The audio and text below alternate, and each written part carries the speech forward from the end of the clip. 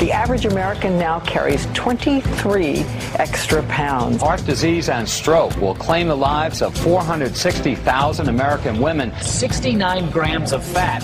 You could actually save 12 grams of the fat and half the calories if you simply ate an entire stick of butter. We're talking about diabetes and hypertension and bone diseases, osteoporosis. Prostate cancer is now the most common cancer in American men.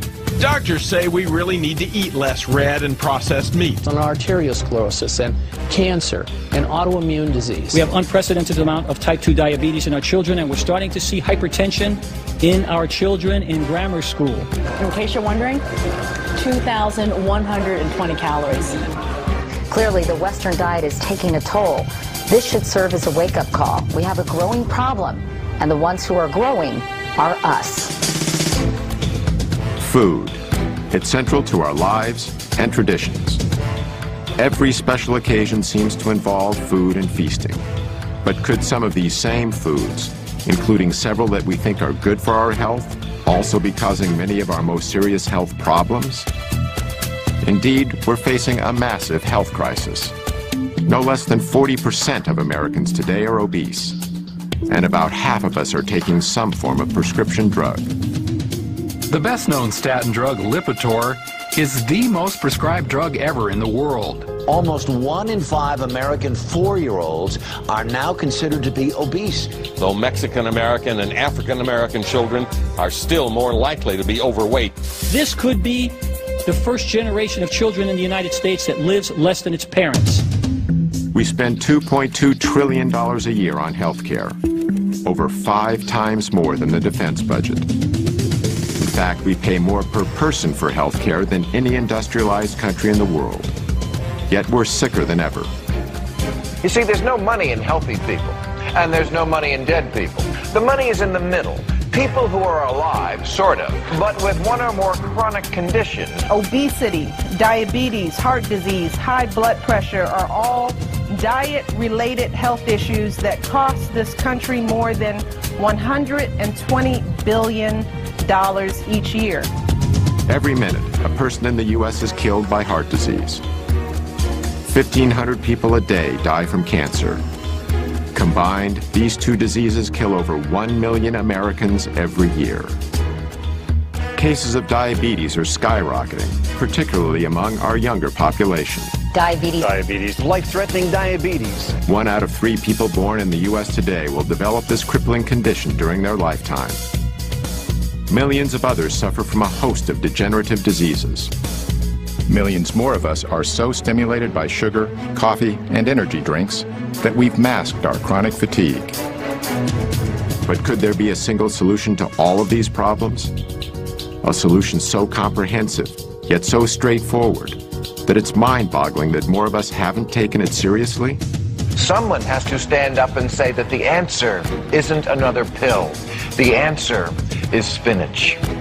A growing number of researchers claim that if we eliminate or greatly reduce refined, processed, and animal-based foods, we can prevent, and in certain cases even reverse, several of our worst diseases. They say all we need to do is adopt a whole foods, plant-based diet. It sounds almost too simple to be true.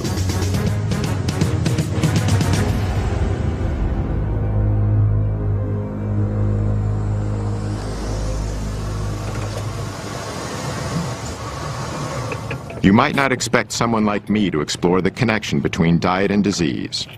On my way over, I drank these 2 Red Bulls. I also had a 12-ounce Coke and another half of a 12-ounce Coke. I haven't always lived the healthiest lifestyle, and I've eaten more than my share of fast food. But as part of my effort to learn more about the link between food and health, I visited 2 physicians in Los Angeles, Dr. Matt Letterman and Dr. Alona Pulday. Hi. How you doing? Please, nice to meet you. Nice to meet you too. This is Dr. Pulday. Dr. Pulday, pleasure to meet you too. Both are MDs. Dr. Letterman was trained in internal medicine and Dr. Pulday in family practice. They incorporate a whole plant foods nutrition plan into the treatment of their patients.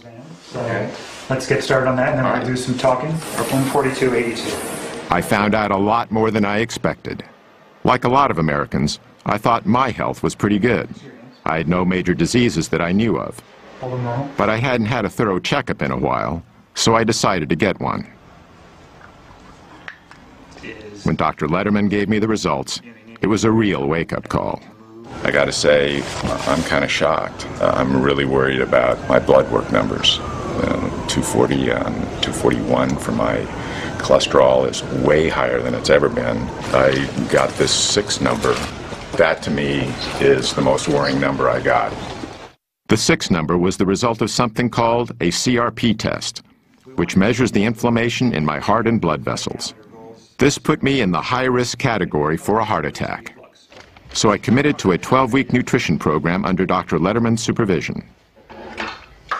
The plan was to treat my health problems by eating a whole foods, plant-based diet.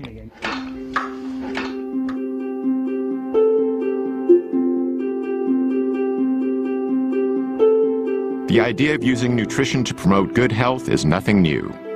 Indeed, Hippocrates, the ancient Greek father of Western medicine, said, "Let food be thy medicine," over 2,000 years ago. Yet it wasn't until more recently that the science behind this observation was systematically probed and applied. 2 researchers who've made groundbreaking contributions to this effort are Dr. Colin Campbell and Dr. Caldwell Esselstyn. Born just a few months apart in 1933 and 34, they each grew up on farms. Campbell's childhood farm is in rural Virginia, where his family raised dairy cattle and milked cows. My dad and mother moved here in 1943 when I was 9 years old. And during that time, we had a dairy of about somewhere between 20 and 30 cows, which in those days was a modest, medium-sized dairy. At the time, milk was believed to be nature's perfect food. So perfect, in fact, that this U.S. government film from the early 20th century recommended that infants who have just been weaned from their mother's milk should be switched immediately to cow's milk. That was the excitement of doing something, producing nature's perfect food, if you will. Established in 1675, the Esselstyn's farm is in upstate New York. On these rolling hillsides, they grazed both beef and dairy cattle. This was sort of like the nerve center of the operation in a way? More or less, absolutely. This is sort of the epicenter around these barns. This is the way farming was done in that area. And so this is sort of where you learned the craft of the trade of farming. How old were you when you moved here again? 7. I didn't start driving the tractor until I was 8 years old. Well, a late bloomer, right? Exactly. But I enjoyed it, and I really got a great kick out of doing the farm work. Although they didn't know each other yet, farm life had a deep and lasting influence on both Campbell and Esselstyn. To make it successful, you had to have persistence, staying power, and tenacity of purpose. I guess it's ironic in the sense that we're both now advocating, not consuming the products that we were busy actually producing with our families. During Campbell and Esselstyn's lifetimes, the American diet has changed dramatically. Near the beginning of the 20th century, Americans each ate about 120 pounds of meat annually. By 2007, that figure had exploded to no less than 222 pounds. In 1913, we ate about 40 pounds of processed sugar each per year. However, by 1999, our consumption of all refined sweeteners had risen to over 147 pounds. In 1909, Americans consumed around 294 pounds of dairy products apiece. But by 2006, our yearly intake of dairy had more than doubled to 605 pounds. By the early 1950s, Campbell was off to college at Penn State, while Esselstyn went to Yale. As part of Yale's rowing team, Esselstyn won an Olympic gold medal in 1956. During this same decade, the pace of American life was accelerating, even with our food. The late 50s was the heyday of the drive-in burger joint. The supermarket was just beginning to thrive in the newly built post-World War II suburbs. This was when the so-called convenience foods were born, like the legendary foil-wrapped TV dinner, not to mention a host of other tasty processed delicacies devised to make our lives easier and better. By now, Colin Campbell was in graduate school at Cornell University, which had one of the most prestigious nutritional science departments in the country. His research was on animal nutrition and biochemistry. But it was focused more on feeding animals for their ability to be able to produce meat, milk, and eggs, protein containing. And so my own research was focused on protein, making sure we got enough. It was considered to be the vital nutrient. It was one of the first nutrients discovered. And without protein, the animal would die. So it was a life force. And in fact, in even the early 1900s, there were statements made that this is the stuff of civilization itself. Protein was also nearly synonymous with animal-based foods like meat. It still is today, all over America. Why do you think meat is important in our diet? Protein. Protein? Protein. Protein. Protein. Protein. A lot of protein. We need protein, don't we? We can't live without protein. The idea that plants had protein also didn't come into play until maybe the late 1800s, early 1900s, and then it struggled through the years. No matter what source the protein came from, in the late 1950s, most scientists believed the world needed a lot more of it. We had a lot of starving and malnourished children in the world. And so in my community, in the nutrition community, there were discussions about why so, what could be done. And one of the prominent thoughts was to make sure they get enough protein. I certainly went along with this view. At about the same time, Dr. Caldwell Esselstyn was just beginning his medical career at the world-famous Cleveland Clinic in Cleveland, Ohio. Surgery soon became his specialty. There's something awfully satisfying about if you can remove the disease. For instance, if a patient had gallstones, you could remove them. If it was a gastric ulcer or a stomach ulcer, you'd directly take care of that. If it's a hernia, the same thing. During the 1960s, heart disease was on the rise in the U.S. What doctors commonly call coronary artery disease is usually caused by a condition of the arteries that supply the heart with blood. What happens is that over time, a fatty substance in the bloodstream called cholesterol builds up in the coronary arteries, restricting the blood flow to the heart. This can ultimately cause several problems, from severe chest pain called angina to heart attacks. Cholesterol is a natural substance produced by all animals, including humans, and it's an essential component of our cells' walls. But when we consume dietary cholesterol, which is only found in animal foods like meat, eggs, and dairy products, it tends to stay in the bloodstream. This so-called plaque is what collects on the inside of our blood vessels and is the major cause of coronary artery disease. In the late 1960s, a colleague of Dr. Esselstyn's at the Cleveland Clinic made a major breakthrough in the treatment of this condition. In fact, Esselstyn shared space with him in the clinic's surgical locker room. His name was Dr. Rene Favallaro. Rene really sparkled in the operating room, and in 1967 he did his first bypass graft at the clinic, coronary artery bypass graft. This revolutionary new procedure was accomplished by removing a vein from the patient's leg, then stitching it on the heart's blocked coronary artery to allow the blood to flow around or bypass the blockage. Today, over 500,000 Americans go under the knife annually for heart bypass surgery, costing around $100,000 apiece. These operations alone constitute a staggering total of nearly $50 billion.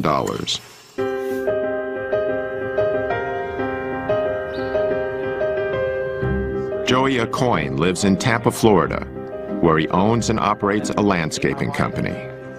I tell everybody, the joke with everybody with me is, I don't eat to live, I live to eat. And my whole life I ate whatever I wanted. In 2004, doctors discovered Joey had a dangerously high cholesterol level of 320 and a hazardous blood sugar level of 480. This not only made him a type 2 diabetic, but a prime candidate for a heart attack and a stroke. And this is my daily pill regimen. I got 2 pills I take for my diabetes, then I got 1 for cholesterol, 1 for high blood pressure, and then I take Byetta, which is an injectable medicine, every morning before breakfast and every night before dinner. And that's what I've been doing for almost 4 years now. and I know it makes me tired, and I just don't feel normal. I only sleep 4 hours a night or so. I just hate taking them.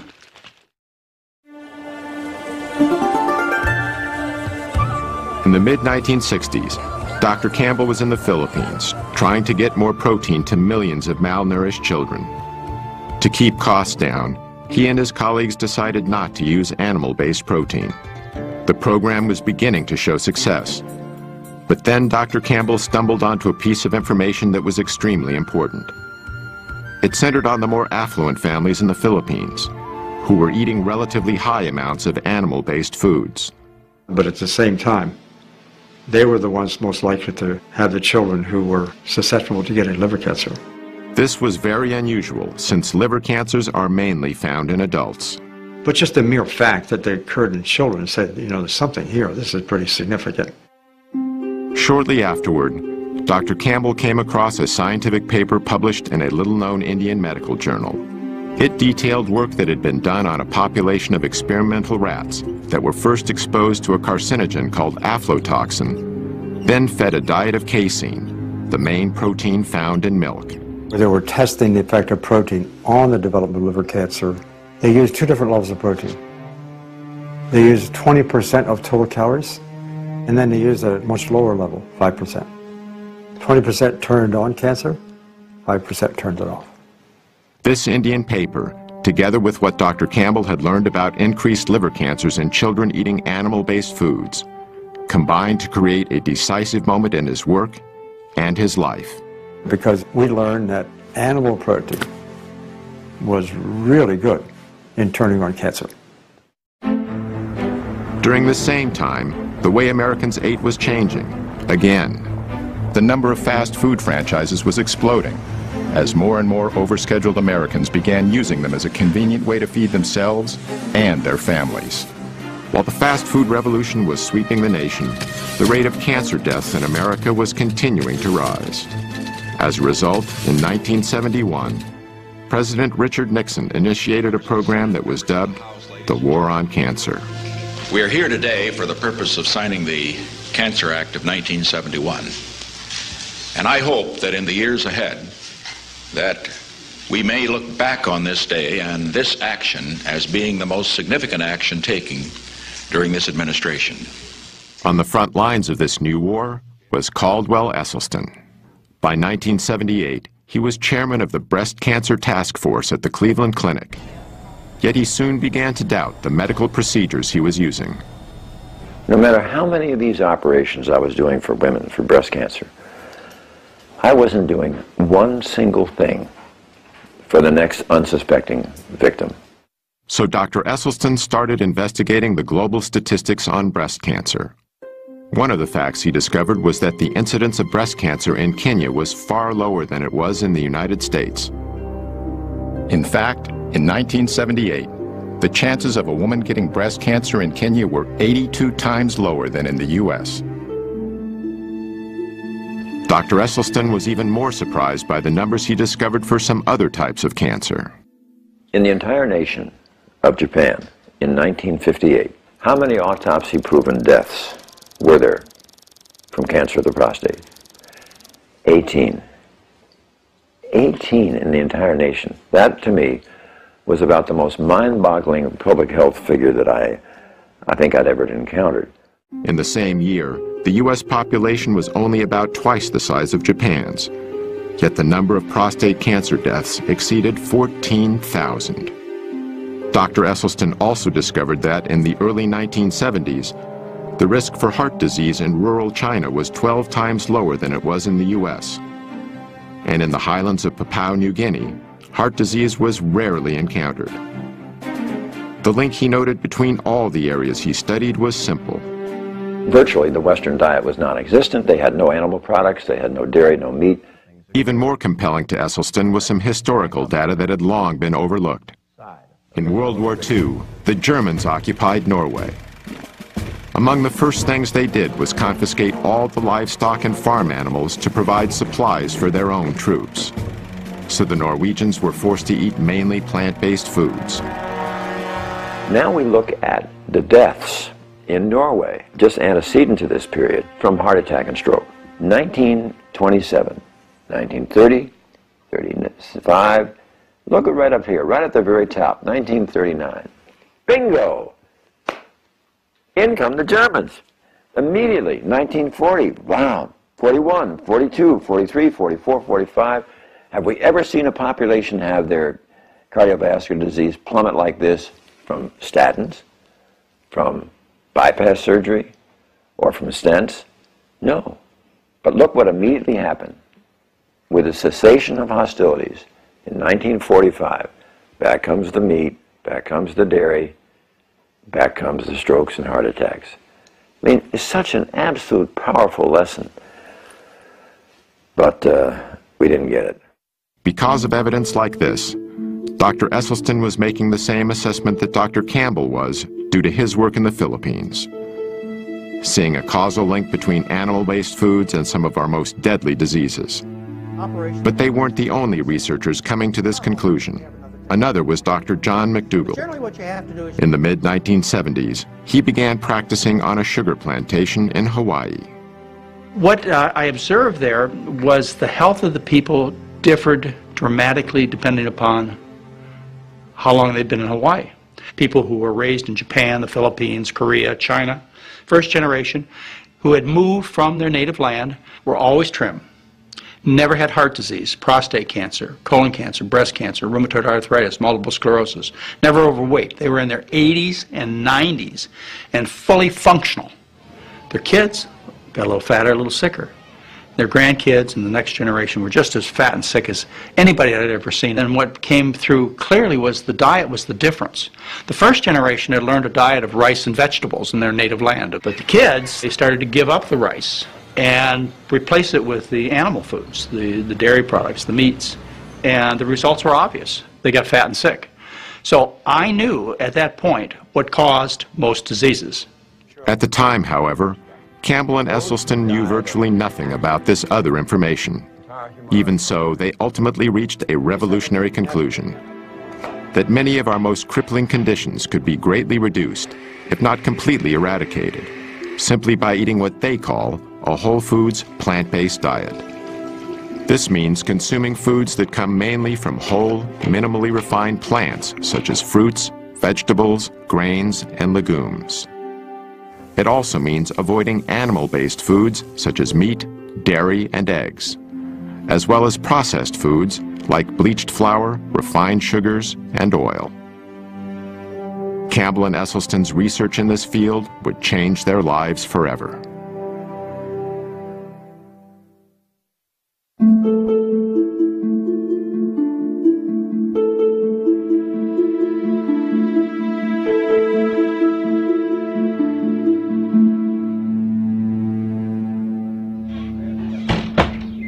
Went through your preliminary form. The goals that I have, tell me if I'm missing any from you, were eliminate your shots and medicines. You want to get off this stuff. You want to sleep well at night. You're not doing that. You want to stop feeling tired and run down. You want to lose weight. That's it. You got it. Those are your goals. The other complaints, you had low energy, ringing in the ears, sinus problems, postnasal drip, shortness of breath, wheezing, coughs, indigestion and reflux, loose stool, diarrhea, bloating, black and bloody mucousy stool with meat consumption, and difficulty walking, getting around, trouble losing weight, chronic and unpleasant hunger feelings, groggy after meals, strong food cravings, and anxiety about food in general. All of that stuff. Sounds like I'm dead. So I don't mean to, harp on the bad stuff, but, that will all, most of that should get better. My goals I'm adding in. Which goals do you add? I want you to reverse all your medical diseases, the ones that we can reverse, and most of yours we could. I told you all the risk and benefit. Based on what I told you, I would stop all these meds. I would stop these on top of all these risks. That's what I'm going to try. You're going to get my best effort, I can tell you that. Yeah, you'll do good. Okay. You'll do well. By 1975, Dr. Campbell was at Cornell University, investigating what he'd discovered in the Philippines. Our work, from the beginning, was designed, in a sense, to do two main things. One, I wanted to replicate, if possible, the Indian work, because it was so provocative. Secondly, if this is really true, I wanted to study how does it work. Just like the Indian researchers, Campbell fed half the rats in his study a diet of 20% casein, the main protein in dairy products. The other half was fed only 5% casein. Over the 12 weeks of the study, the rats eating the higher protein diet had a greatly enhanced level of early liver cancer tumor growth. On the other hand, all of the rats eating only 5% protein had no evidence of cancer whatsoever. But Dr. Campbell decided to take these findings a step further. This time, instead of keeping his test rats on the same diet throughout the study, he kept them in one group and switched their diets back and forth between 5 and 20% dairy protein, doing so at 3-week intervals. The results were astonishing. Whenever the rats were fed 20% protein, early liver tumor growth exploded. But when the same rats were given 5% protein, tumor growth actually went down. I mean, this was so provocative, this information. We could turn on and turn off cancer growth just by adjusting the level of intake of that protein. Growth from 5% to 20% is within the range of American experience. The typical studies on chemical carcinogens causing cancer are testing chemicals at levels maybe 3 or 4 orders of magnitude higher than we experience. Even more surprisingly, Dr. Campbell discovered that a 20% diet of plant proteins from soybeans and wheat did not promote cancer. However, there's a long-standing belief among the public that animal protein is important for human health. Connie Dickman supports this position. Ms. Dickman is Director of Nutrition at Washington University in St. Louis, Missouri. She's the past president of the American Dietetic Association and an advisor to the National Dairy Council. When you eliminate animal foods from your eating plan, you run the risk of inadequate protein content. Animal proteins provide all the amino acids that we need for cell growth, tissue repair, and overall health. Eating whole foods, it's virtually impossible to be protein deficient without being calorie deficient, because even if you take the foods that have the least amount of protein in it, let's say potatoes, for example, or rice, 8–9%. That's the figure we more or less need. Dr. Campbell's research led him to a conclusion about the way genes, chemicals, and nutrition interact to promote cancer. Cancer starts with genes.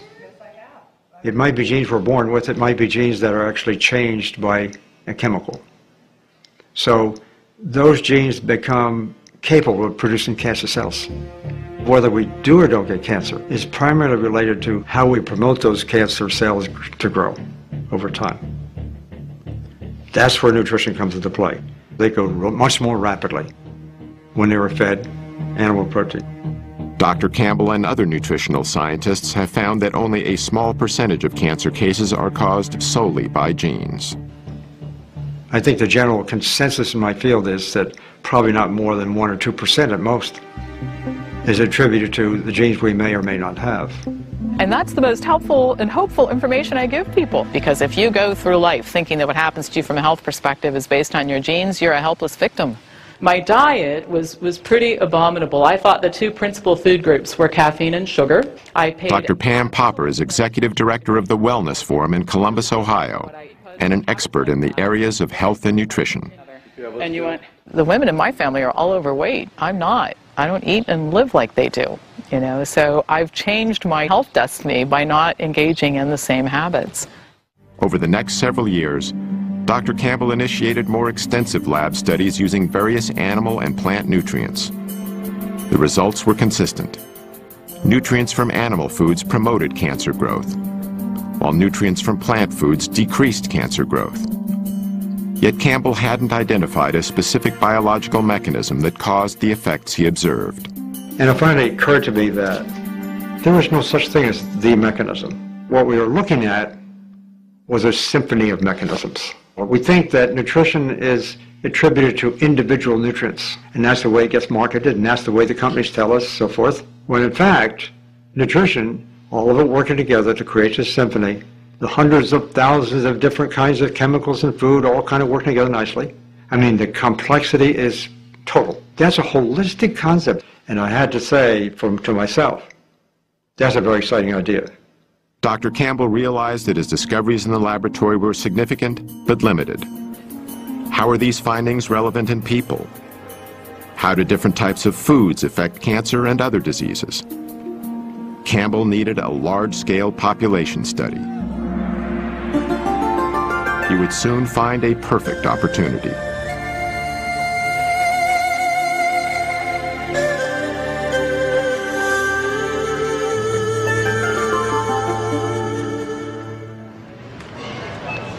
So mangoes are really good. They flavor things really Okay. nicely. That's something you want to get a riper one. Dr. Matt Letterman and his wife, Dr. Alona Pulde, are among a small but growing number of physicians who use a whole foods, plant-based diet as a primary treatment for their patients. From shopping with patients to teach them how to read nutrition labels. And I don't care what it says on the front, the back, or the sides. Look at the ingredients, Okay. and that's all I care about. To showing patients how to prepare meals. They are not your typical MDs. Doctors Letterman and Pulde use food as treatment because they feel it's the best medicine available. Medicine that not only makes their patients feel better, but that truly improves their health. In 1973, the U.S. Congress passed a new farm subsidy bill. Among other things, it included incentives that encouraged a massive increase in corn production. One of the major byproducts of this enormous corn surplus was a low-cost sweetener called high-fructose corn syrup. Companies could add this sweetener to anything from soda pop to hot dogs, and then make these products widely available at low prices. Processed sugars and other refined foods are far more calorie-dense than the whole plants they're made from. The dramatic increase in their use is a major reason why our food has become richer. To evolutionary psychologist and author Dr. Doug Lisle, the consumption of unnaturally dense foods is the main cause for the epidemic of obesity in America. It isn't that people become more self-indulgent. It isn't because they're lazier than they ever were. What's happening is that their mechanisms of satiation are being fooled. The process starts with a range of receptors in our stomachs that help us gauge how much food we've eaten. These include stretch receptors to help measure the sheer volume of food in our stomachs. We also have density receptors to help determine the caloric density, or what we more commonly call the richness of our food. For instance, 500 calories of natural plant food fills the stomach completely, triggering both our stretch and density receptors to signal our brain that we've had enough to eat. But 500 calories of unnaturally rich or processed food fills the stomach far less, deceiving these receptors into telling our brain that we need to eat more. Even worse is 500 calories of oil, which is almost pure fat and barely triggers any response at all. The problem with weight management in humans is that if you make these foods completely artificial, which we do today, you wind up with a problem that people have to overeat just to be satisfied. But why do these concentrated foods that are so harmful to us give us so much pleasure?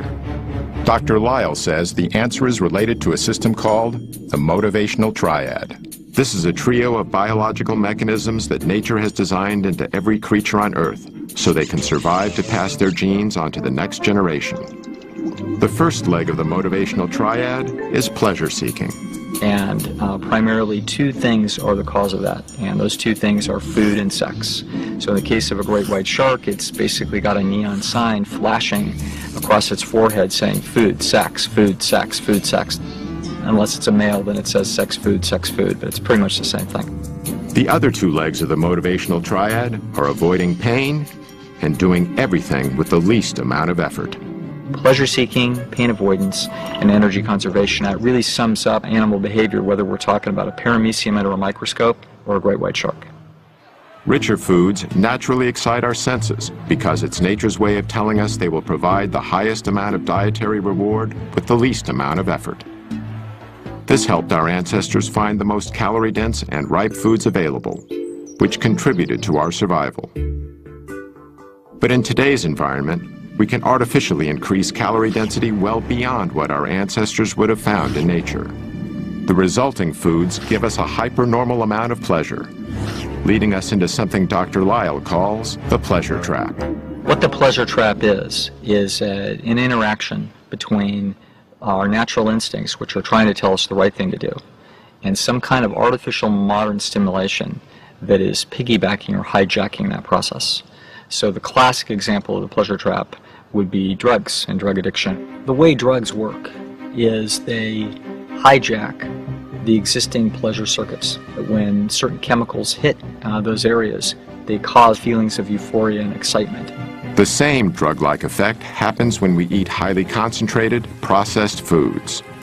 We've removed the fiber, we've removed the water, we've removed the minerals. We've done everything that we can to hyper-concentrate sugar and fat and add a bunch of salt as well into the food. And now what the food has become is become a low-grade addiction. These things are drugs. They have other deleterious side effects, not the least of which is adding a lot of empty calories. Dr. Terry Mason is Commissioner of Health for the City of Chicago. He's one of the few public officials in America who openly supports a plant-based diet. If it walked, hopped, swam, crawled, slithered, had eyes, a mama and a dad, don't eat it. Dr. Mason contends that the less affluent segments of our population have difficulty making the best food choices. Well, first of all, the diets are calorie-rich and nutrient-poor. This is the real problem. And unfortunately, poor people are poor in everything. They're poor in health, they're poor in food choices, they're poor in almost every aspect that you could think of. This makes the less prosperous particularly vulnerable to the low-grade addiction of highly processed foods. People want stuff that's fast, people want stuff that's quick, and they like the stuff that's salty, and they like the taste of something fried. And so those are the kinds of things that you see in our community.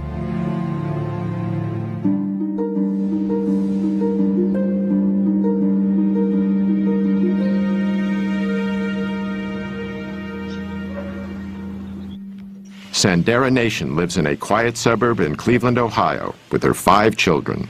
In October 2008, she was stricken by a strange illness. I want to say something, but it's not coming out. I'm getting really shaky and sweats, and then I'm cold and I'm sick and I'm fatigued and my stomach hurts and everything, so I went to the doctor. And that's when they diagnosed me with hypertension and diabetes. Like Joya Coyne, Sandera was treated with expensive prescription drugs. I was in denial for a while. I heard what they said, but I was in denial, like, I still ate things I shouldn't have. I didn't really get the education that I needed to know. So I really depended on that pill to save me. Then Sandera met with Dr. Esselstyn, who recommended that she treat her illnesses with a whole foods, plant-based diet. Let's come on in and we'll get to work. I was a little nervous, but he made it real easy for me. I was real interested in what he had to say and what he was going to teach me in the new journey that I would be taking with him.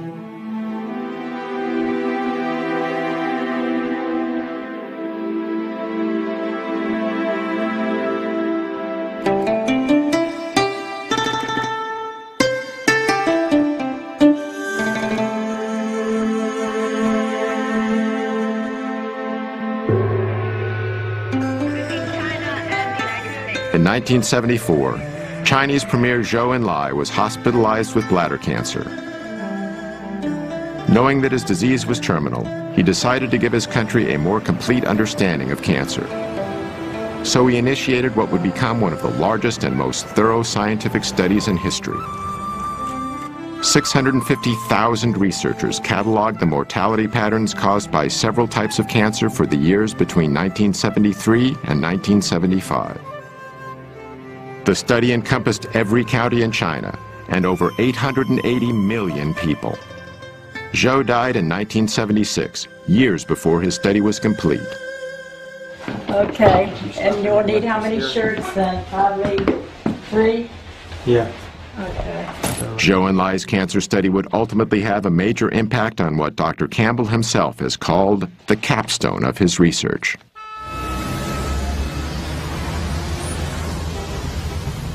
Early 1980. And you were there for 2 or 3 months. Dr. Junshi Chen is now senior research professor with the Chinese Center for Disease Control and Prevention. He first met Dr. Campbell at Cornell in 1980, when he was a member of the Chinese Institute of Food and Nutrition Science. The Cold War was just beginning to thaw, and Dr. Chen was among the first senior scientists from China to visit the United States. By then, Dr. Campbell had become one of the most distinguished nutritional biochemists in the world. When they discovered this book, a significant collaboration was born. This is the Atlas of Cancer Mortality in China. Published in 1981, the Cancer Atlas was the result of Zhou and Lai's nationwide study. It showed a highly unusual geographical distribution of different types of cancer in China, which tended to be clustered in certain hotspots. The same was true with cancer after cancer, and the counties with the highest levels were often far greater than the counties with the lowest levels.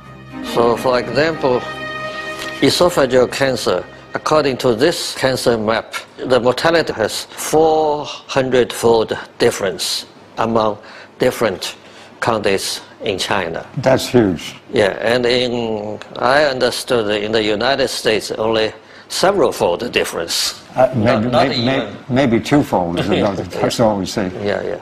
So that caught our attention in terms of why.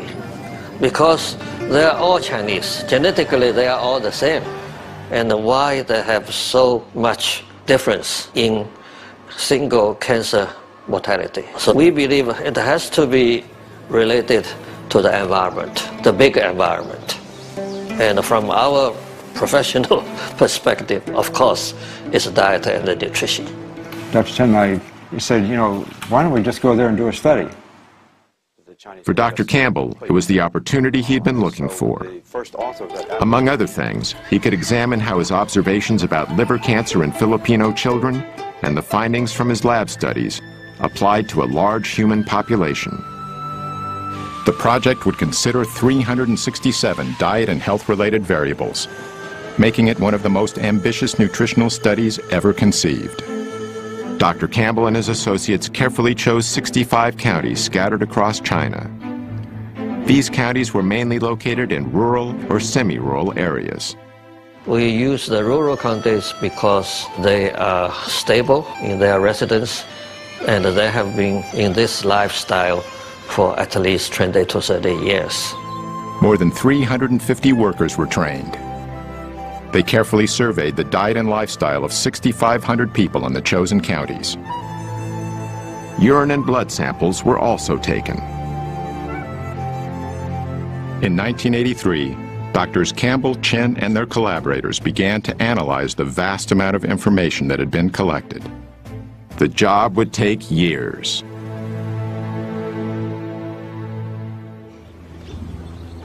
After 8 weeks eating plant-based foods, Joya Coyne was still off all his medications. When I started this, I had all these side effects from medication and from my being so unhealthy, but now I'm getting in better shape every day.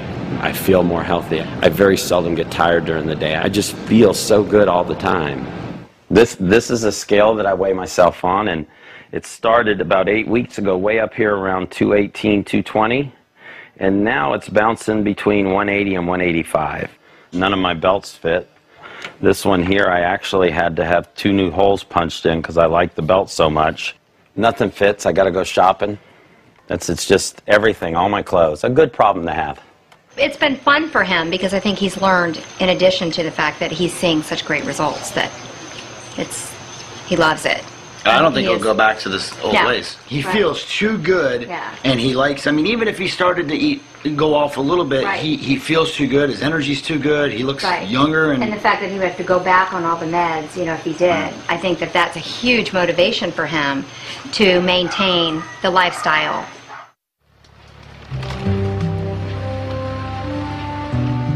In the mid-1980s, Dr. Caldwell Esselstyn was struggling to organize a study on coronary artery disease.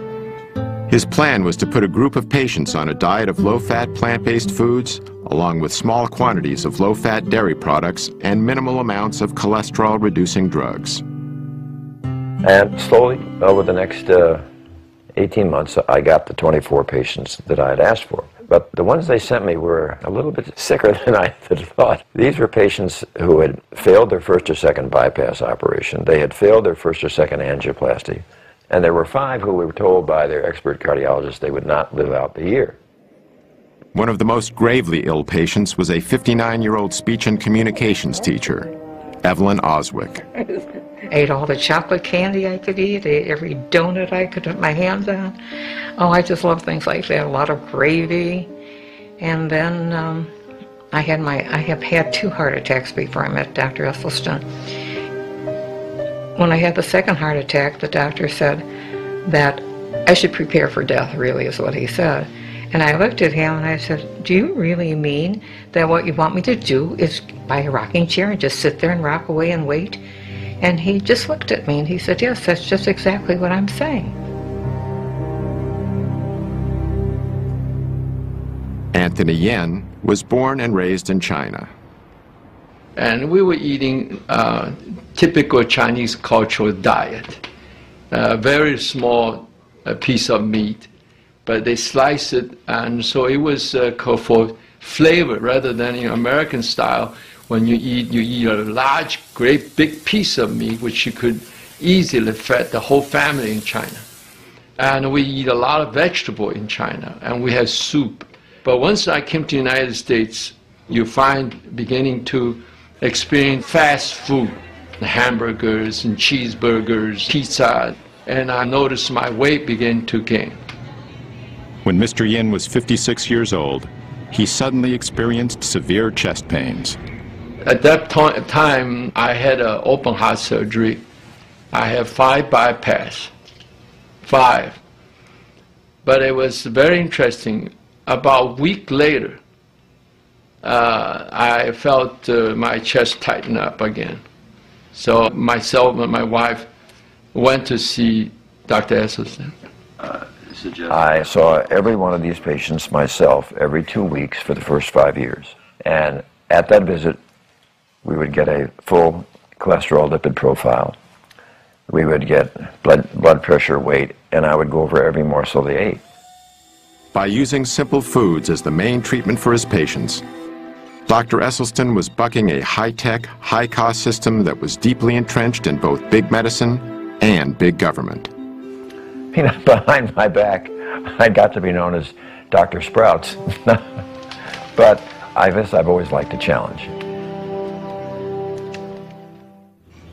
We preheat the oven, got the water going, we just add some seasonings, and then we add the onions and the spinach. I've never been a morning person my whole life, and but previous to this experience, it had probably been worse than ever, and that entailed needing to get up in the morning and caffeinate myself with Cokes and Red Bulls and stuff like that before I could even think or start to work. We didn't make the rice noodles, but you just boil them real quick and then throw this on top.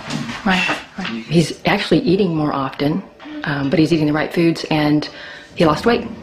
So he certainly feels much better that way, and you can tell it in his face, in his neck, you know, in his belly. It's all, he's lost a lot of weight there. He also has better energy. He's waking up earlier now. That's great, because we have then some morning time together. I don't have to count anything. You're the doctor. 1990. Following nearly a decade of intense effort, Dr. Campbell and his colleagues finally published their China study. It identified no less than 94,000 correlations between diet and disease. Those are big numbers for any study. And in the end of the day, when we did all these correlations in this book here, and we looked at the number of them that were statistically significant, it was between about 8,000 to 9,000.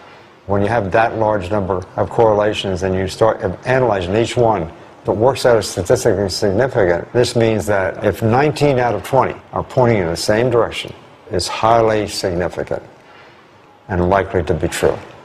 Hundreds of detailed tables and charts were included in the study. Each one presented the raw data that was collected. Then, this information was cross-referenced in multiple ways to demonstrate its reliability and to show how it linked with the 367 variables the study examined. I think the major message we got out of all these correlation analysis is only one message. The plant food-based diet, mainly cereal grains, vegetables and fruits, and very little animal food, is always associated with lower mortality of certain cancers, stroke, and coronary heart disease. The New York Times called it the most comprehensive large study ever undertaken of the relationship between diet and the risk of developing disease. For Dr. Campbell, he finally had large-scale data on people, and it was remarkably consistent with his earlier discoveries. Together, he found that the scientific evidence was clear. Whole plant-based foods were beneficial to human health, while animal-based foods were not.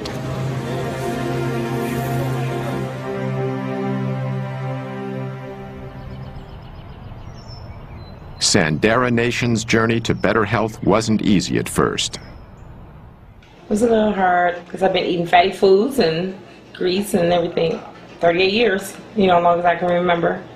So it was kind of hard to go from that to changing the next day completely.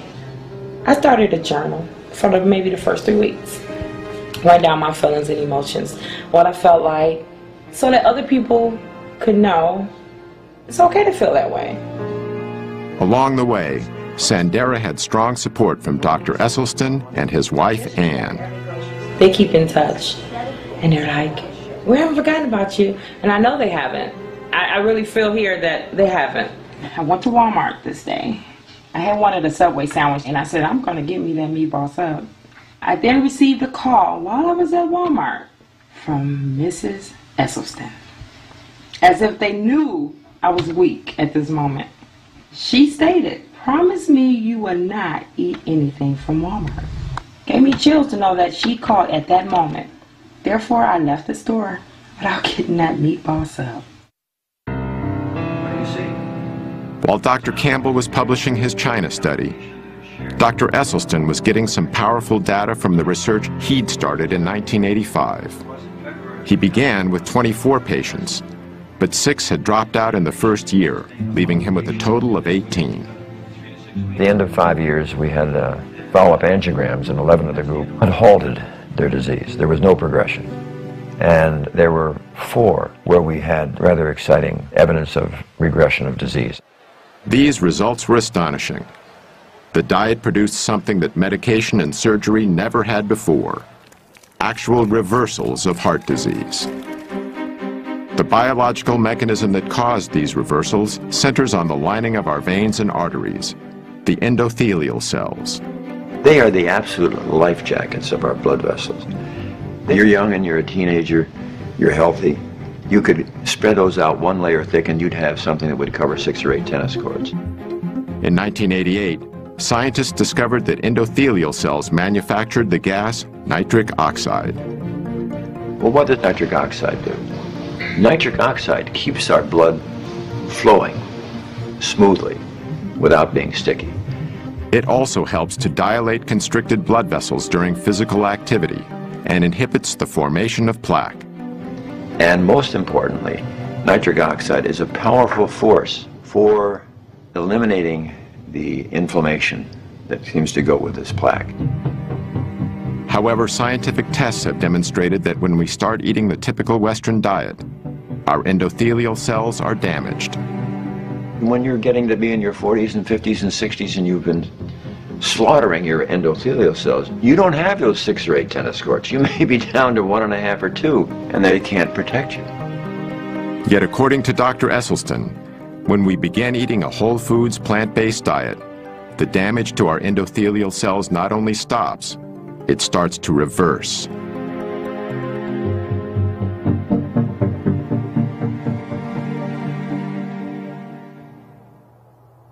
About 5 years into his study, Esselstyn made a small but significant change in his patient's menu. It started in 1990 when he read the glowing review of Dr. Campbell's China study in the New York Times. Dr. Esselstyn saw that and invited me to come to a conference he was organizing in Arizona. These 2 revolutionaries, who up until then had been on similar but separate paths, finally met face to face. On the one hand, I'm coming from the scientific route, getting some ideas. He's coming from the clinical route and doing some dramatic research. Here's the science, here's the clinical evidence. Put the two together, it's amazing. When he learned of Campbell's research, Esselstyn removed dairy products from his patient's diet. The results of his ongoing study continued to be impressive, and in 1995 he published a paper detailing them in a noted scientific journal.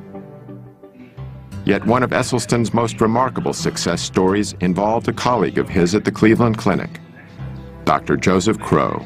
Actually, I was active, healthy, very busy, mid-40s, absolutely no risk factors at all for any heart problem.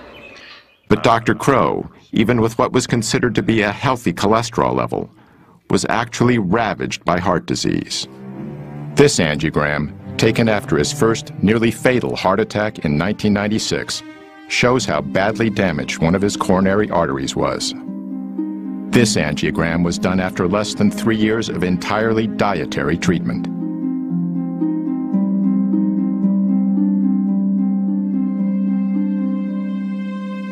Dr. Crow is fortunate. In 25% of cases, sudden death is the first and only sign of coronary artery disease. Of Dr. Esselstyn's original 18 patients, all survived the initial 12 years of the study. Today, 14 patients are still alive, over 2 decades after the study began. The thing about Essie, although he's always very pleasant, when you said, I'm going to be on this program and I'm going to stay with this diet, you stayed with the diet or there was the door. You had no choice. I mean, his smiles are wonderful, but he is very stern, you know. That's why I'm still living. But, you know, he's just a wonderful man. And I look at the pictures, some of my pictures years ago, 20 years ago, actually looks older than today. The only thing is I lost more hair, you know. Anthony and the other male patients also noted another change. When you're young, when you're a teenager, you see a female and so on, it gets kind of excited. And the first reaction physically, you know, it gets attention, you know, raise the flag, I call it. This happened to us. All the other Dr. Esselstyn's, I call them all the guinea pigs. The flag still rises. Talking to your doctor about ED may be the last thing you want to do, but it's definitely a conversation worth having. I'm a practicing urologist and have been so for the last 25 years. And erectile dysfunction is actually the first clinical indicator of generalized cardiovascular disease. It's the canary in the coal mine. It's the thing that lets you know that you have some significant endothelial and vascular disease much earlier than will a heart attack or something like that. We have to stop thinking of the body like it's compartmentalized. It really isn't. The blood goes everywhere in the body. And so if you have vascular disease anywhere, you have it everywhere. Despite the apparent success of the dietary approach, some critics say eating this way is extreme.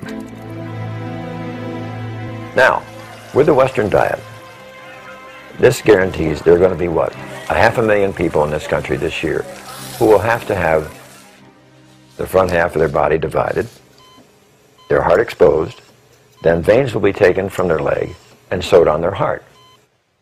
Some people would call that extreme. Dr. Esselstyn has now successfully treated over 250 patients with heart disease, using almost exclusively a whole foods, plant-based diet. Heart disease, as far as I'm concerned, is an absolutely toothless paper tiger that need never ever exist. And if it does exist, it need never ever progress.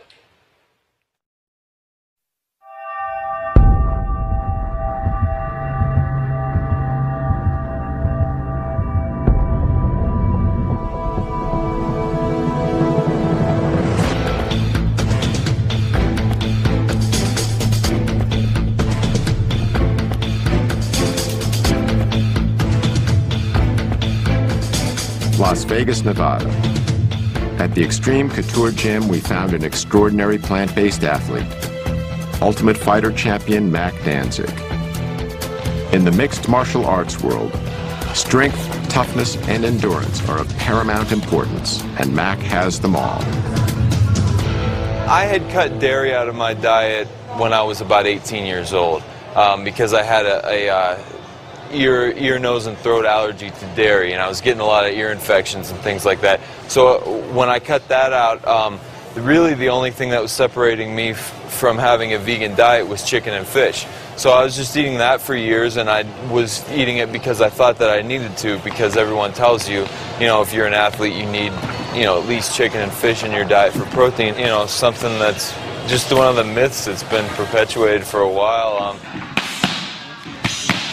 All it took was me cutting the chicken and fish out, and I did it cold turkey. I think a lot of people, stereotypically speaking, think someone that's a vegan is like some skinny hippie type of person. And you know, I'm not necessarily trying to break the stereotype. I tried the diet for my own personal reasons, and it worked for me. I feel like I have more energy now that I don't eat the meat products, and I also feel like I recover better in between my workouts. I'm not trying to be part of some exclusive club or anything like that. I'm just doing my thing, and you know, don't plan on eating meat or dairy or anything like that for the rest of my life. This guide is called the Type A Planning Guide. Now, it includes foods that are found in the basic 4 food groups, because we are concerned about the total daily needs, and this is a part of it. We must serve 1/2 pint of fresh fluid milk to provide calcium, riboflavins, and the other nutrients that are needed for our children. For decades, the dairy industry and U.S. government have been saying that milk is good for our bones. While all whole foods contain calcium, an essential nutrient for bone health, it is argued that we need the higher amounts found in dairy. Children and aging women in particular have been singled out to drink more and more and more milk. What do you think the most important nutrient we get from dairy products is, like milk? Calcium. Calcium. Calcium? Calcium. Calcium. Calcium. Or calcium. Calcium. The science in terms of dairy's role in healthy bones is pretty strong. And in fact, the National Osteoporosis Foundation, of course, utilizes that science in their recommendations. Osteoporosis is a degenerative bone disease, which has been widely linked to a lack of calcium. If this is true, nations with a high intake of dairy products, which are a major source of calcium in a westernized diet, should have low levels of osteoporosis. But according to a study done by a distinguished Harvard researcher, nations with high levels of calcium intake tend to have high levels of hip fractures, which is a key indicator for osteoporosis.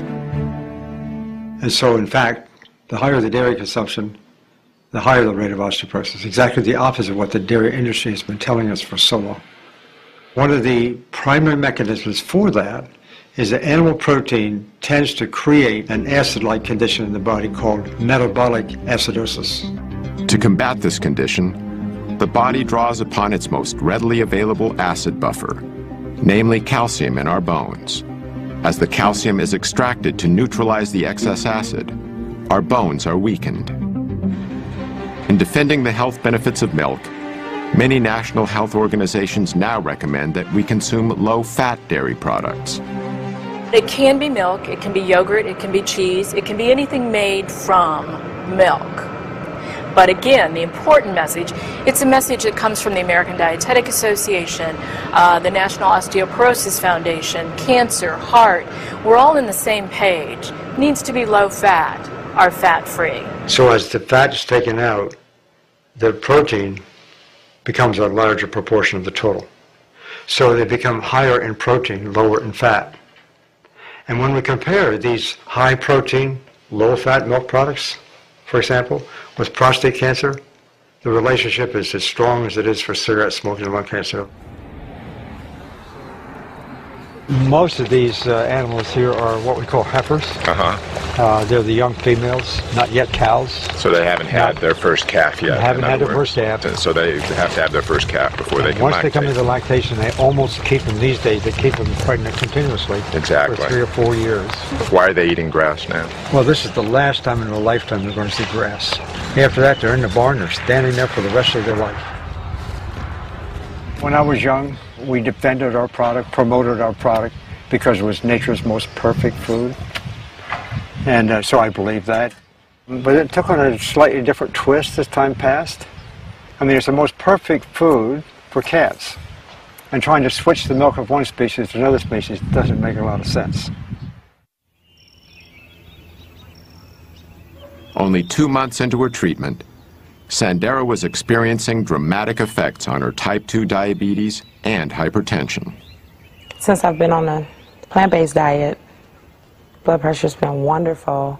My blood sugars are in the 80s. It shocks me, 70s. And so I was alarmed when it was 60. I'm like, isn't that bad? It's 60, you know, and I talked to the diabetes educator, which is wonderful.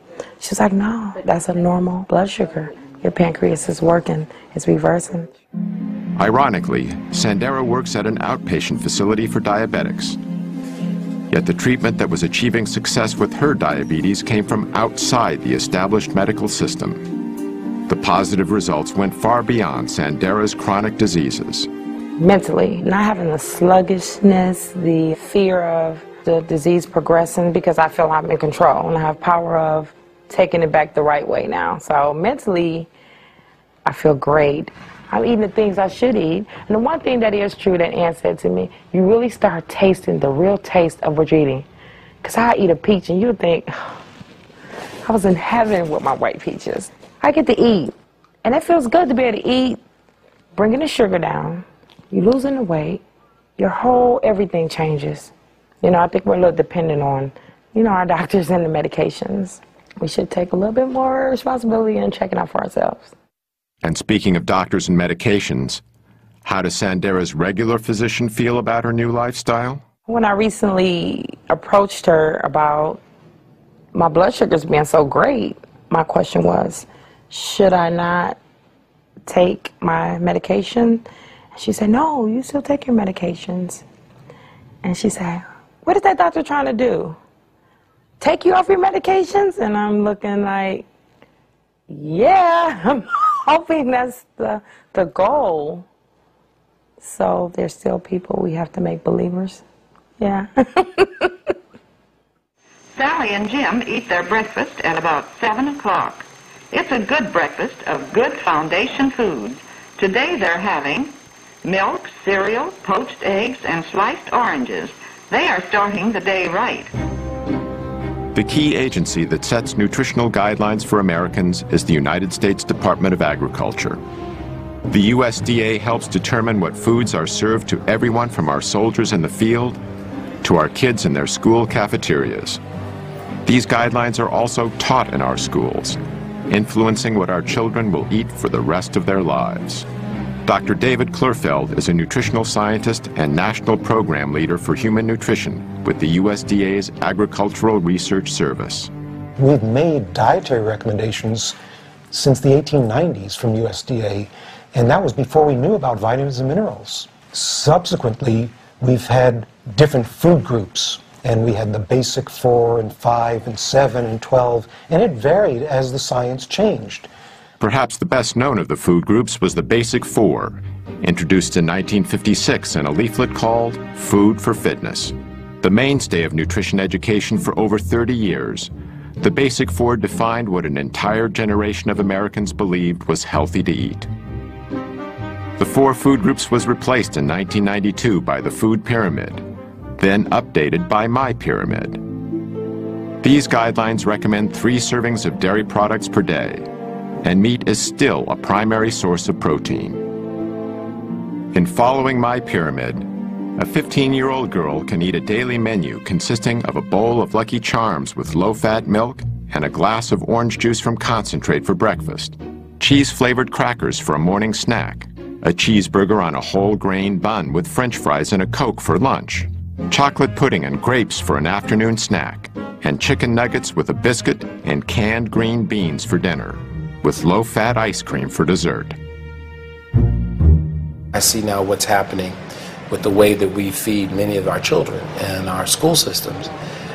We shouldn't be surprised that we're seeing childhood obesity at the rates that we're seeing it. Dr. Neil Barnard is a medical researcher and president of the Physicians Committee for Responsible Medicine. Well, the problem is when a kid is pulling his tray down the school lunch line, you see federal policies in action.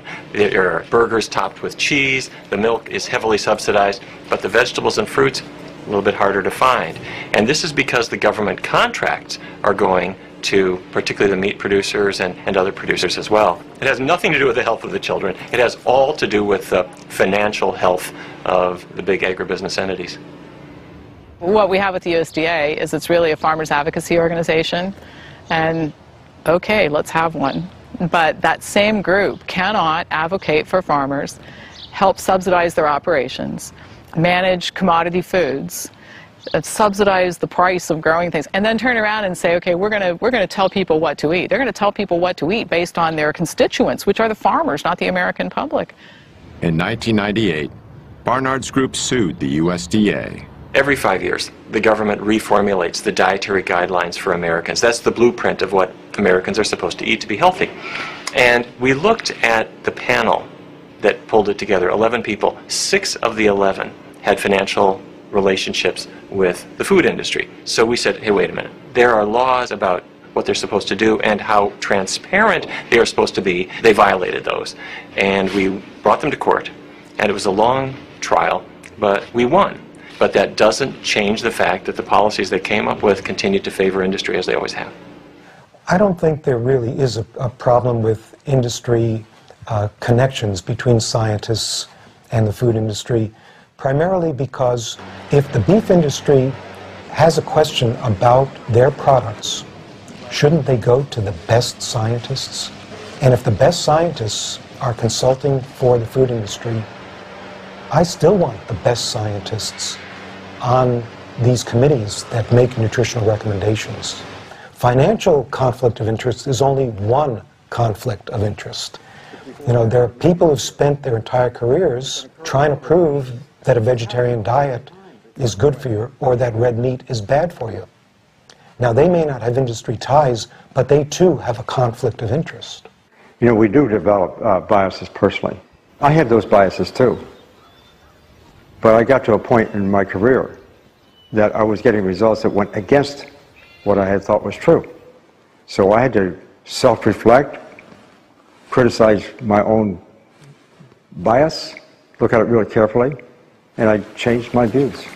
Dr. Campbell paid a price for changing his views. He's been marginalized by key administrators of his own university. This after being a lead scientist and securing millions of dollars in research grants for Cornell's Nutritional Sciences Division.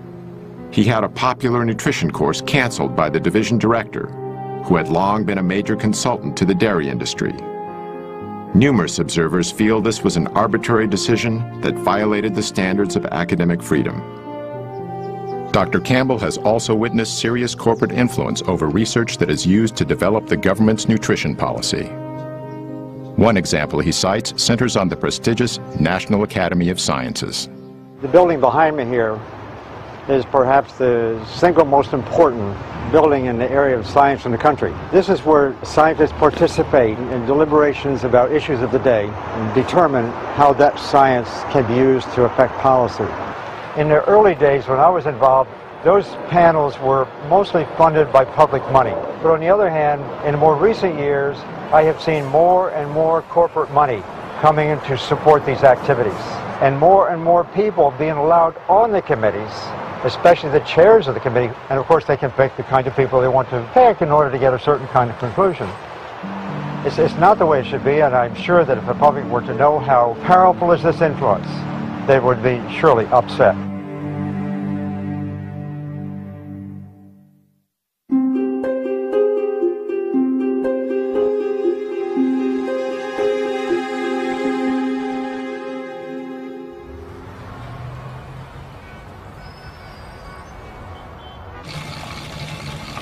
I had been a runner for 14 years, in fact, a marathoner.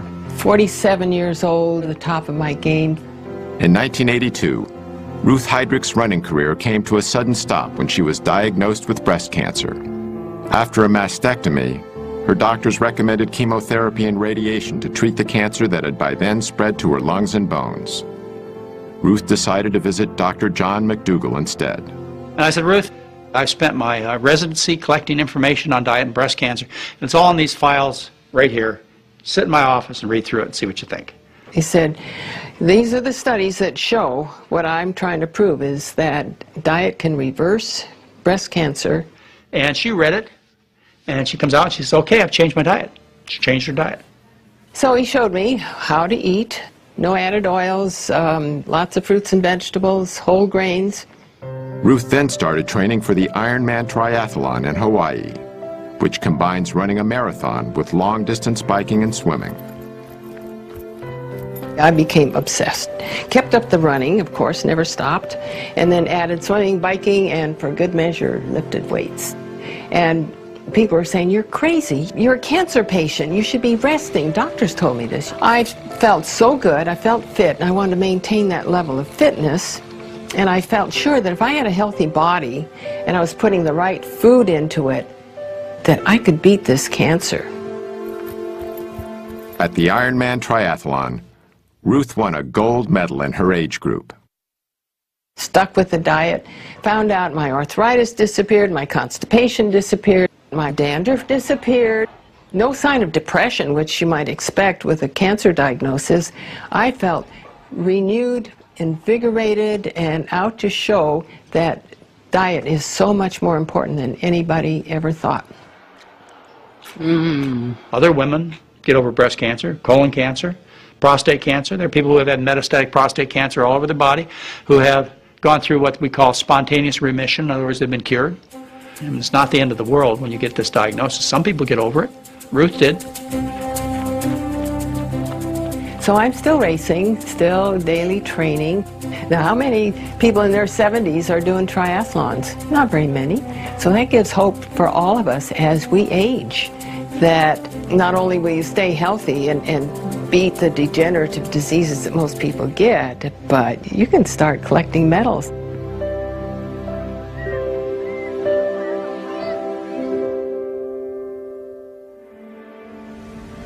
The food choices we make have profound global effects. It takes over 10 times the amount of energy from fossil fuels to produce a calorie of animal-based food than it does to produce a calorie of plant food. Since the 1970s, 20% of the Amazon's rainforest has been destroyed.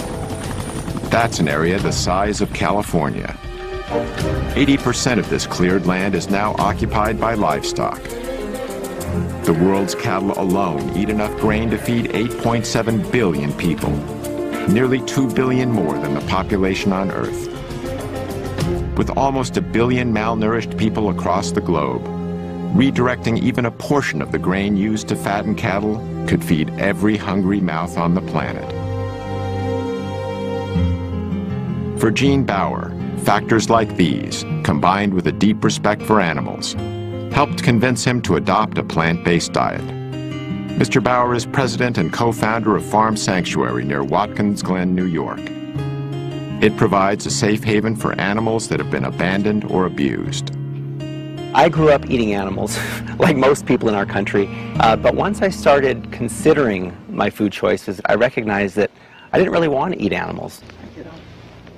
And the more I learned, the more I saw that I was healthier if I didn't eat animals, and that I had a much lighter footprint on our planet. The livestock industry is a greater contributor to global warming than the entire transportation industry, according to the United Nations. So by eating meat, milk, and eggs the way we are, we're harming our own health, we're slaughtering 10 billion innocent animals every year in the US, and we're destroying the planet.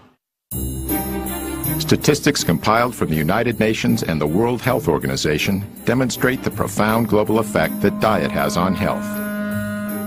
These are the estimated amounts of animal foods produced in 9 countries, a figure that's closely related to animal food consumption. These are the numbers of deaths due to heart disease and cancer in the same countries. In the United States, the very same diseases continue to have a grave impact. Even with the billions of dollars spent on cardiac treatment, heart disease is still the #1 cause of death, killing over 600,000 people a year. And the elephant in the room, when we talk about stents and heart bypass surgery, is the fact that, well, it's no question In an emergency, these procedures are absolutely life-saving. But when they're done electively, and these procedures do not protect from new heart attacks. Stents and bypass operations are used mainly to treat large arterial blockages. Yet according to many research studies, only a small percentage of heart attacks are caused by the largest buildups of plaque. The rest are caused by the more numerous, newer blockages that are far more inflamed and much more likely to rupture than the larger, older, more stable plaques. And so this is why those procedures don't treat the disease. They are treating symptoms. Dr. Esselstyn has been eating the same foods that he has recommended to his patients for over 25 years. One of his sons, Rip Esselstyn, used a plant-based diet to fuel a successful 10-year career as a professional triathlete. When Rip turned 34, he was ready for a career change and trained to become a firefighter.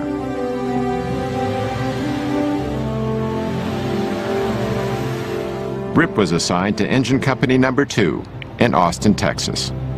We're incredibly competitive here at the fire station, and we love making bets. So we were out on the porch one night, and we kind of made this little bar bet to see who had the lowest cholesterol level.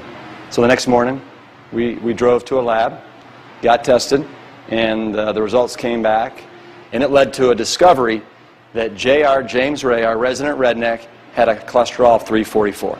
Pretty much means you're knocking at death's door. And so what we did in an act of solidarity is the next day we went about eating a plant-strong diet to basically save his life and save his arteries.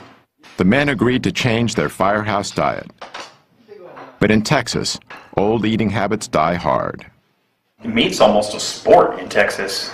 I have several good friends that they're barbecue teams. That's what they do. That's their sport on the weekends. Texans are serious about Texas, the barbecue. Kansas.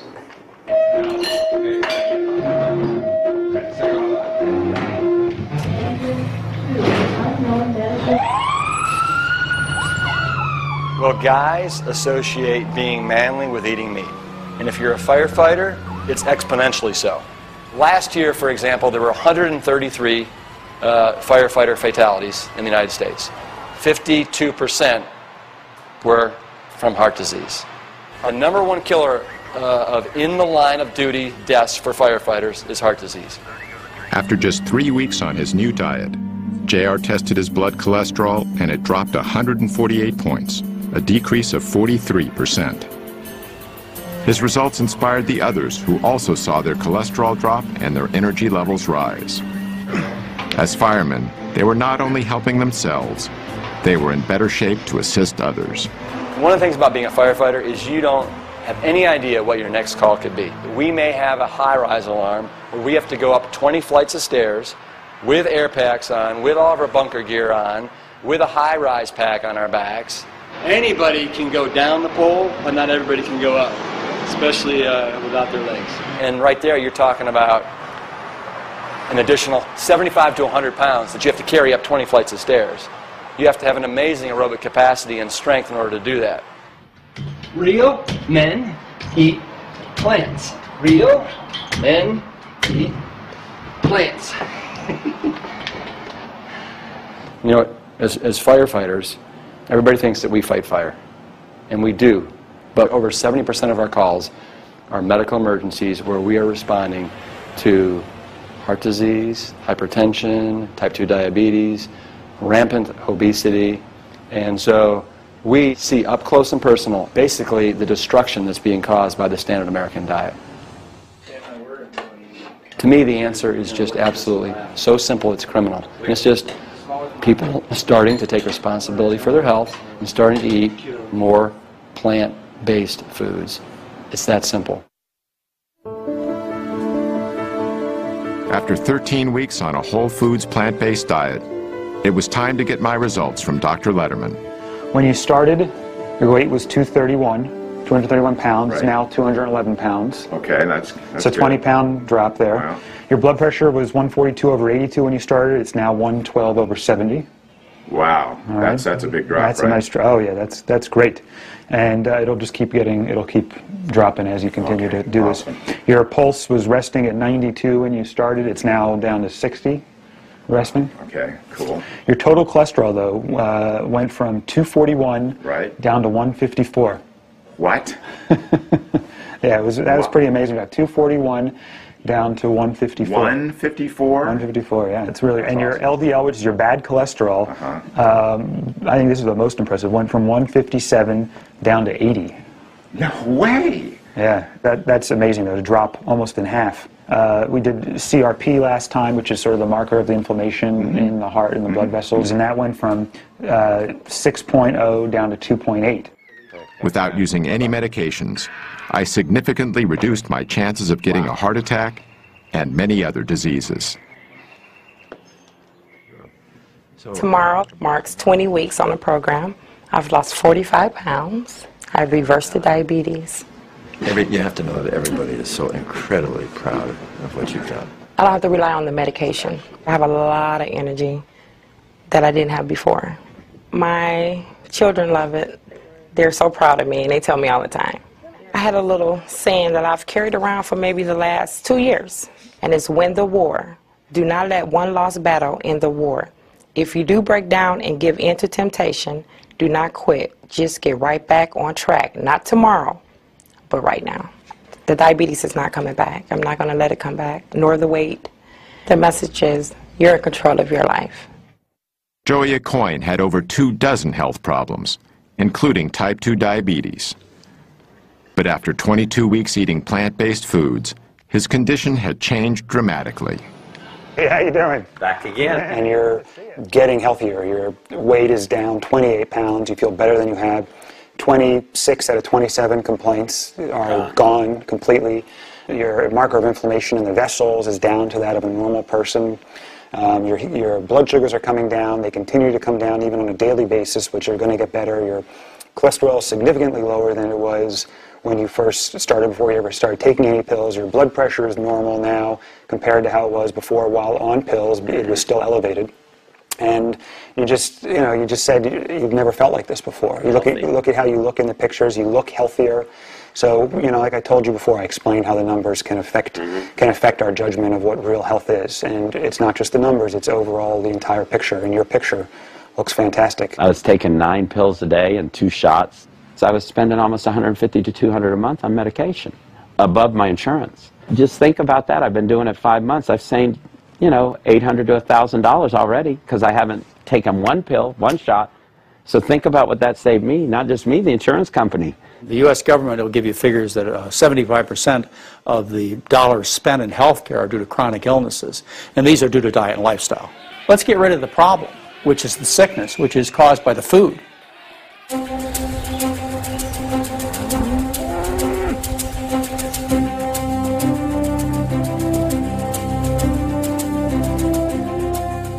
Now well into their 70s, Doctors Campbell and Esselstyn are both vital and active. They also continue to spread their message. If you carefully look at our school children, already the arteries to their brain, the carotid artery, is getting some intimal medial thickening. Dr. Esselstyn lectures about his research all over the United States and abroad. His wife Ann frequently accompanies him to help counsel patients and to demonstrate the preparation of plant-based foods. Dr. Esselstyn is also director of the Cardiovascular Disease Prevention and Reversal Program at the Cleveland Clinic's Wellness Institute. Like Dr. Esselstyn, Dr. Campbell continues to lecture throughout America and beyond. Dr. Campbell, you believe that even if animal-based proteins, meat, dairy, etc., are free from contamination, you don't think people should eat them? No, I don't. I think the closer we get to a plant-based diet, I should say a whole foods plant-based diet, the healthier we're going to be for all of us. In China, where Dr. Campbell did his large study a generation ago, the population has experienced dramatic increases in the amount of meat, dairy, and processed foods the average person consumes. At the same time, the rates of degenerative diseases are skyrocketing. Many Chinese now share some of the same beliefs Americans have about nutrition. 吃肉，我觉得增加蛋白质啊，对人体其实有很多好处。早晨起来喝一杯牛奶，我认为好像还是比较好。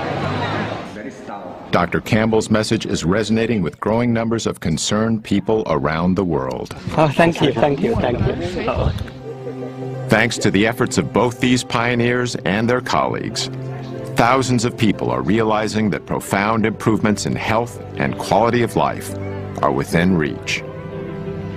You have two choices. You can eat yourself into poor health and early death, or you can eat yourself into good health and a long, healthy life. And that road is on a plant-centered dietary pattern. You know, I know of nothing else in medicine that can come close to what a plant-based diet can do. I can say this with a great deal of confidence, that our national authorities are simply excluding this concept of nutrition from the debate and the discussion in order to protect the status quo. In theory, if everyone were to adopt this, I really believe we could cut healthcare costs by 70 to 80%. That's amazing. And it all comes from understanding nutrition, applying nutrition, and just watching the results.